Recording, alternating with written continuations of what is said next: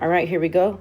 First step, write it vertically. Hopefully this is becoming automatic for you now. I'm going to multiply these together to get 10. That is my least common multiple. I'm going to set up my multiplication problems. How do I get from 2 to 10? I multiply by 5. How do I get from 5 to 10? I multiply by 2. When I add those together, I get 13 over 10. Leave it alone. If you want to, make the mixed number 1 space 3/10 is how you would type that. Number 2, 1/2, 3/8. If you multiply, you're going to get 16. That's too big. Why? Because 2, 4, 6, 8 is actually our least common. So we don't have to change this second fraction.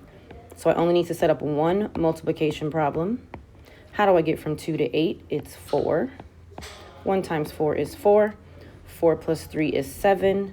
This time, there's only one correct answer, 7/8. You have 2 more before your exit ticket.